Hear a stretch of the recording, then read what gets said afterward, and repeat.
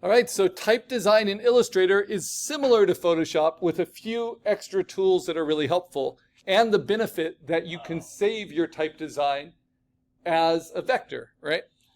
But at any time, you can also use Illustrator just to vectorize the type you design somewhere else using image trace. So how is it similar? Well, it has a type tool. That type tool has different built-in typefaces, right? And the typefaces, it's all under properties, show you the size. So my typeface design is close to 450 points to actually make it big enough to fit my sketch. And then I can go through the different typefaces and see. This is kind of closest, right? Notice, unlike Photoshop, it doesn't give you the classifications, but there are a lot, and they're all alphabetical. And at least, luckily, it didn't used to do this. As you hover over it, it shows you what the typeface will look like for what you're designing. Now, I can probably find one that would really work well of all these options. But I feel like often we have too much faith in other people's type design, even to modify it. And what's tricky is I want this type design to be what's called an outline type. So even if I find the right shape, right, like something like this, then I can look at the variations it has. These are called the fonts. So Kila is the typeface. The fonts, all it has is a bold option, which sure enough, I like better than the regular option. So I'm going to set the font option to bold. And then, just like it can do with free transform in Photoshop, I can use a large selection tool on it and I can stretch it, right? And move it. But how can I get it wider in some places and curvier in other places, right? And have it look more like my hand-drawn sketch? Well, I have to use the small selection tool to see the anchor points for it. And I can't do that on type design until I right-click it and I say create outlines. So this is the big difference. It's a vector either way, but as a type layer, and you can see this in the layers, it has the letter form in it, right? As a type layer, I cannot change the anchor points. The anchor points are based on the typographer's design. So to customize or modify existing typefaces in Illustrator, you have to right-click on it and say create outlines. It's like a little mini image trace. That gives you the anchor points that you can modify. And professional type design, like the ones that are in Photoshop and Illustrator, have very, very efficient anchors. There's not a lot of wasted anchors. But that can be a good thing because that makes it really easy for me to use my small selection tool, select individual anchor points, and move them. Or I'm going to teach you another technique here. If I use the lasso tool, which is under the small selection tool, I can actually select a whole group of anchor points like that, and then use my small selection tool to move all of them. You see that? It's beautiful. Ooh. So I can do that. I'll do that here as well. The fewer number of anchor points, the easier this is to modify. And you're actually just completely changing the type when you do this. And if I wanted to angle up or curve a little bit, I know how to do all those things. But what's the easiest way, in my opinion, to customize from an existing typeface? It's just to create the outlines and then use your pencil tool. And I'm going to turn it on with my usual amount of smooth.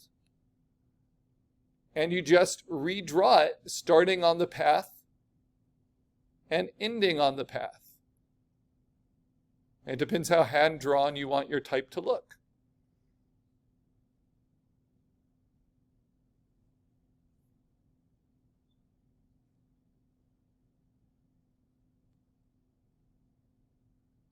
And I personally like hand-drawn typefaces. You know, I like the bottom here more than I like the top here. So let me keep modifying.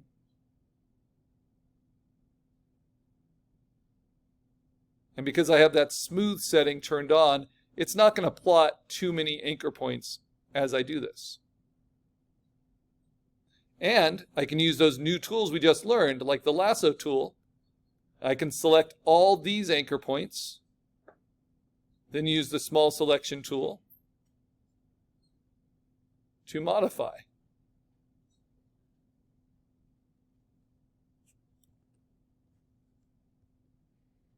Or maybe the large selection tool just to transform it and make it narrower. Right?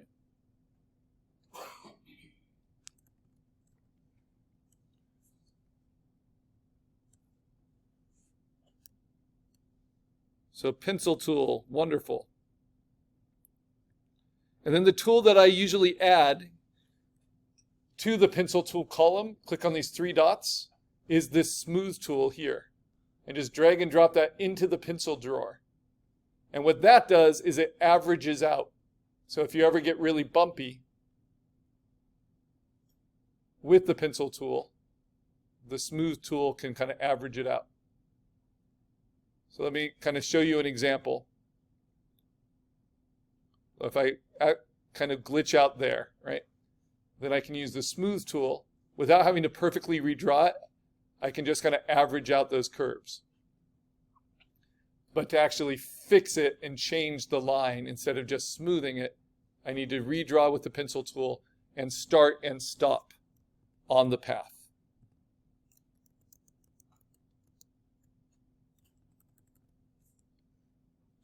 All right.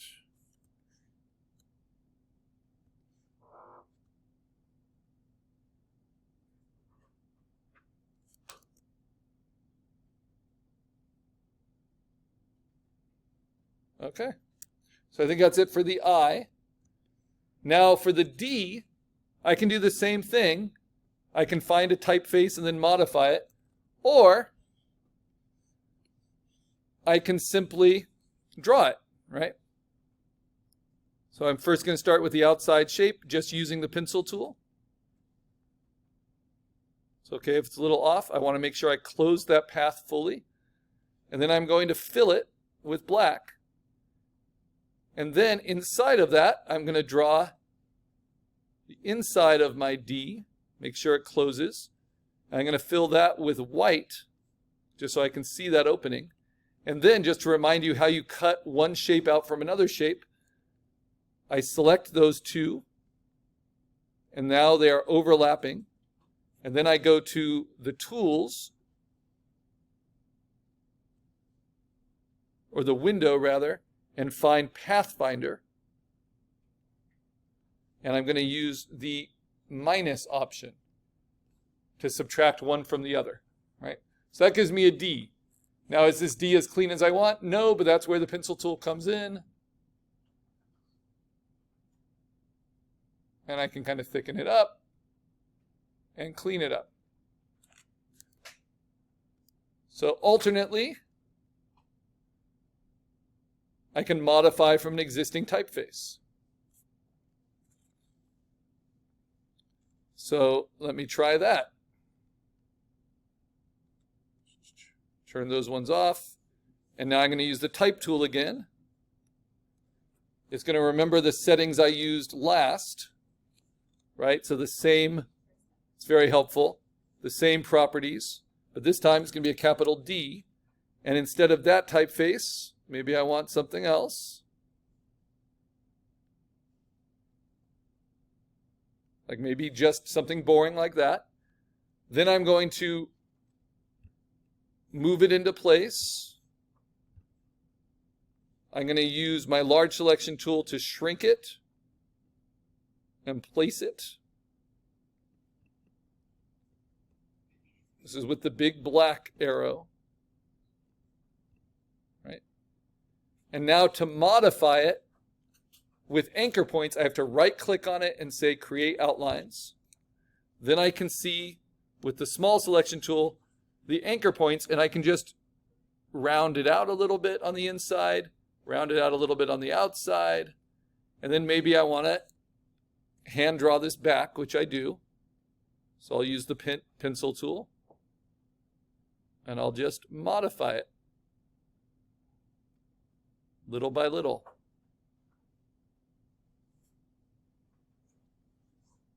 Drop it down a little bit so it doesn't flatten out so much. Maybe drop this up, push this up, right? And then same thing for the inside. Push it up a little bit and in. Drop it down. Now, obviously, if you're getting paid as a typographer or you're doing a logo type, you're going to, like for the title of Stranger Things, you're going to take all of these little decisions very seriously. And then I'm going to use the smooth tool to kind of even it out when I'm a little wobbly. But that looks pretty good. And let's kind of shrink it into place. So the difference you'll see is that these are all outlined, and then this is solid, right?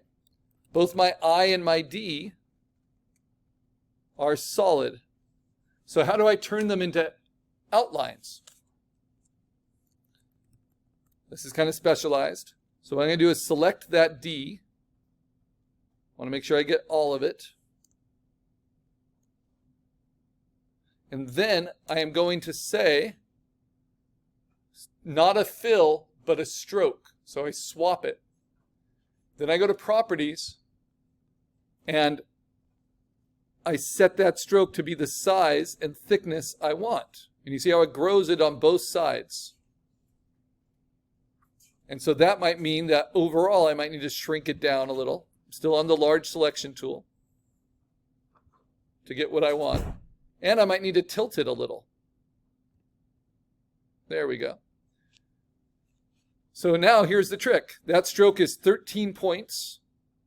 I can do that over to my eye as well.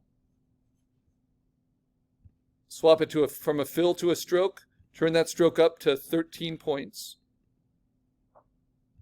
to make it an outline. And then realize, no, I even want for the eye, I want it even thicker because it's bigger, right? And then notice that the problem with strokes is when there's only one anchor point at the corner, it will be really sharp. And when there's not more than one, when it's a curve, it will be really soft. So while it's a stroke, I might modify it some more, and I might decide to get rid of some anchor points, right? For that, I can use the minus button to use the pen tool to subtract.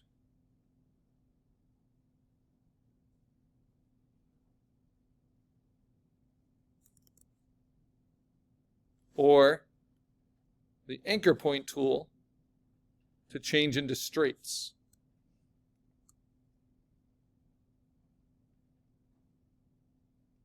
If I want straight corners on the inside.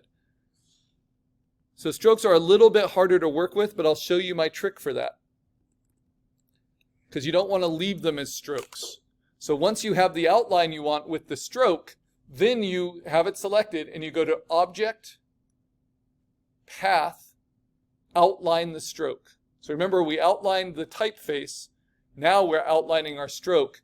And now it's a fill path in black that we can modify inside and outside with our pencil tool. So we really do have full control. And for whatever reason, I have better luck modifying from existing type in Illustrator instead of just completely doing it by hand. And that's going to help me with my banner part. Okay, so I like that outline for the eye. So same thing with the D. Right now you can see it's just a stroke. I go to my layers, I select it. And now I need to say Object, Path, Outline the Stroke.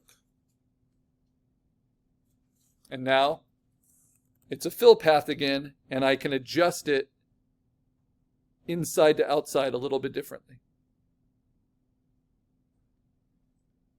And then I can use that smooth tool